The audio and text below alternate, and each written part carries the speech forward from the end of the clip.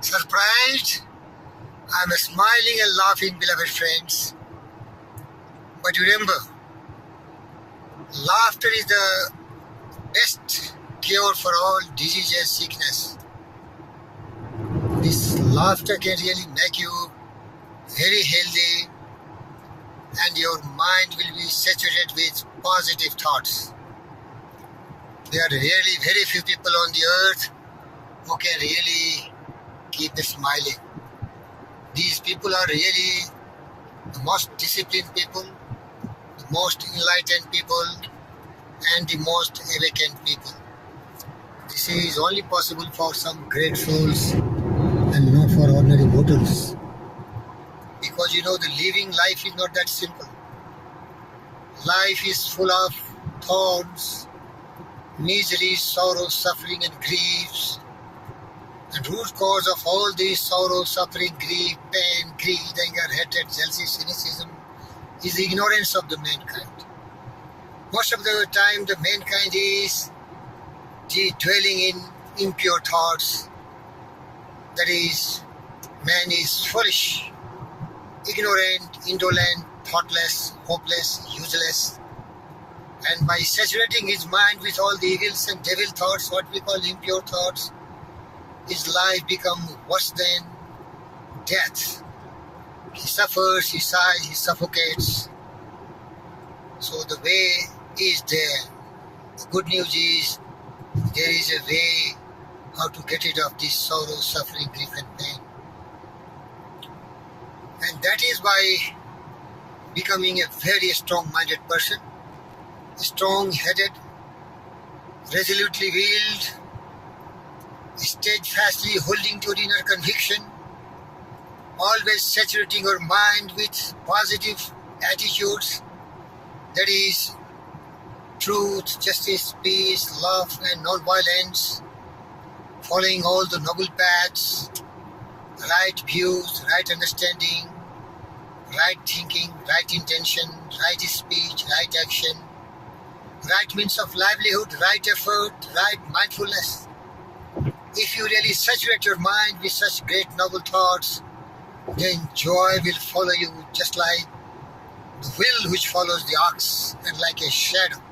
You see the bullock cart, the wheel is always following the bullock. Also you see yourself when you're walking, your shadow always follows you. So if your thoughts are very pure, pious, what I have already told you, then it will always be with you, like the wheel behind the ox or shadow of your own body. This is very, very crucial. But in real life, these theoretical things doesn't work.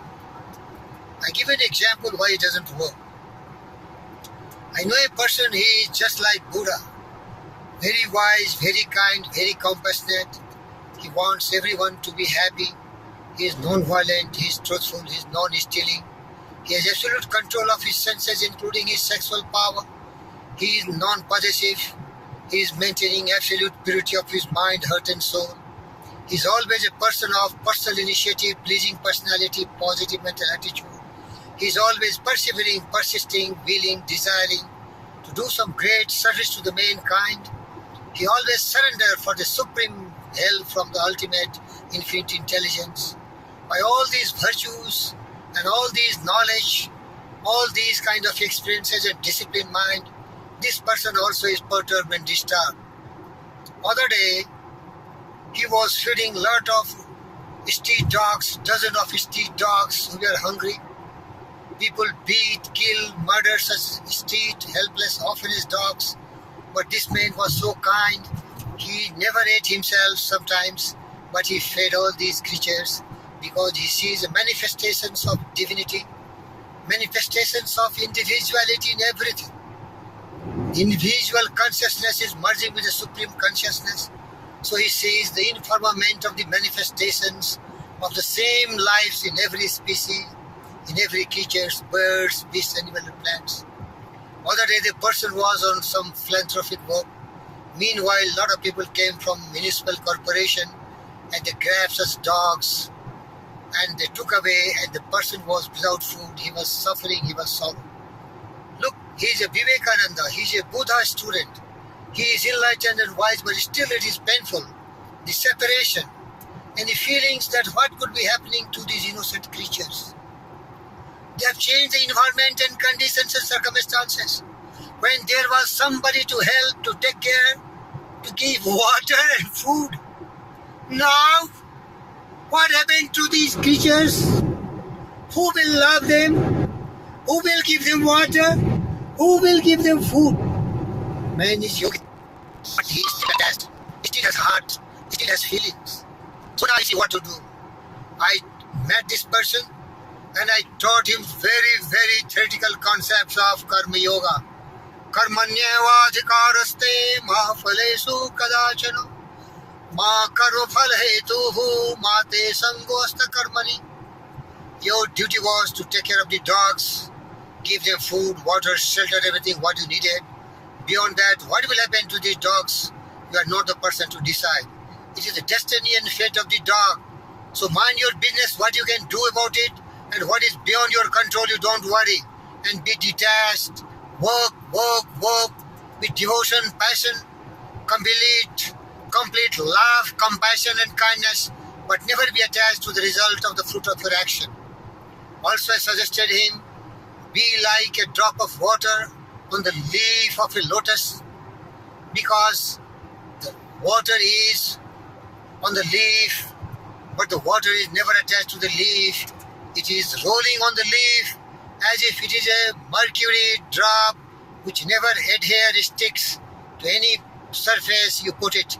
It will be rolling like the steel ball. Beloved friends, how easy it is.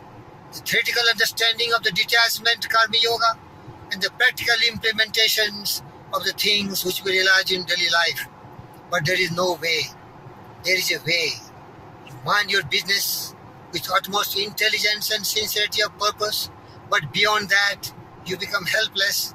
There are so many forces which are governing, and as per the karma and as per the actions of such creatures, they have to be suffering, they have to undergo all sorts of problems.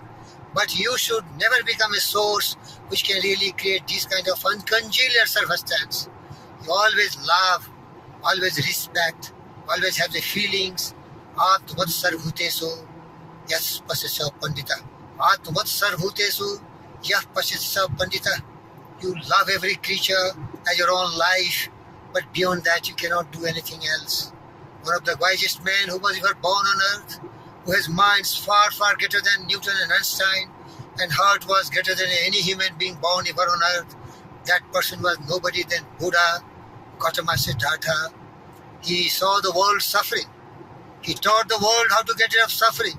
But he was so much scared, and he was so much unhappy to undergo all sorts of sorrow, grief and pain, that he followed the path never to be born again. What he will say? I am not Buddha, and I don't want you to be Buddha. I will born again and again, as said Krishna in Gita. Yada yada hi dharmasya glanir bhavati bhavata. Yada yada hi dharmasya glanir bhavati bharata. Adhyuthanam dharmasya abhyuthanam adharmasya tadatmanam shrijamam. Pritrachayata sadhunam vinasaya duskrita. Dharm santhapnara dharm sanstapnara hambami yuge yuge. Means Buddha could be following what Gita is narrating, the story of Lord Krishna. Gautama Buddha has a lot of power. He should be born again and again, and he should not be selfish and greedy person, get salvation for himself, but he should work hard day and night as Narendra Yogi is working, salvation of every species. Creating the kingdom of God, creating the kingdom of compassion, kindness, love, affection for everyone, uprooting the evil thoughts from the heart of every inhuman, devils and cattle, and making the world, this particular earth, a place for everyone, where there is only love, there is only harmony, there is only tranquility, there is only balanced mind with all the human beings. Nobody fights, all love, all care. Create a world which is serene, which is calm, which is joyful, which is full of happiness, which is completely harmonious. This world is not for one but for everyone. Birds, beasts, animal, plants, they are all the manifestations of the same infirmament. They have all emerged from the same universal force. Everyone has learned to live like a coherent beam of laser, in harmony, in love, in affection, in cooperation, in tranquility. Life should be life in the ocean of truth, beneath the waves, away from the tempests. Tranquility, eternal calm, that is the goal of every human being. Let's unite the brave hearts, the kind and compassionate person. Be compassionate to every bird, beast, animal, plants, and human being. Harm not, hurt not, injure not. Love them. Show your kindness, show your compassion, show your full measure of devotion to work incessantly to create the paradise on earth, the kingdom of knowledge, where people are enlightened and awakened, and they only know one word, love. Don't know another word, kindness. Don't know third word, compassion. And then another word, cooperation, harmony, joy, peace, serenity, tranquility. Sarve bhavantu sukhina, sarve shantu niramaya, sarvadrani pashi. Ma kaschid dukh bhagavad.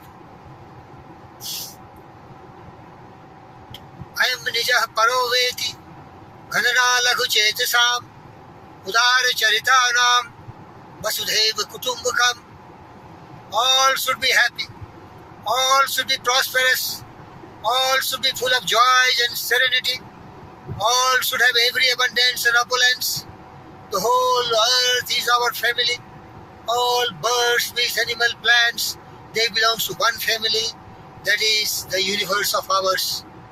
Wise and smart, great and wise, clever and intelligent. That is the true wisdom. That is the true education. He breath best, who loveth best. He breath best, who loveth best. All things, both great and small, for the dear God who made and loved us. He made and loved all.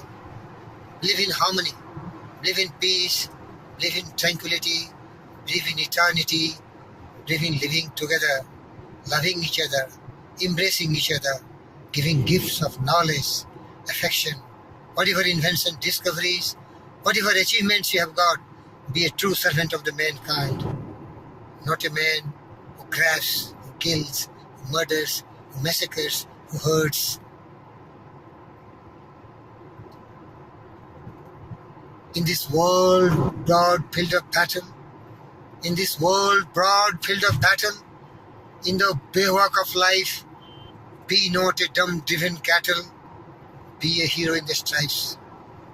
Lives of great men all remind us we can make our life sublime, and departing leave behind us footprints in the sense of time, the footprints of Buddha, the footprints of Jesus, the footprints of Rama, the footprints of Krishna, the footprints of all the great sages, saints, all the enlightened wise men were born on earth, as sculptors, poets, thinkers, and prophets.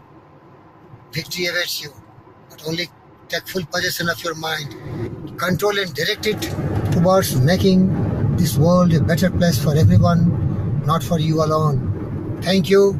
Jai Hind. Jai Mata.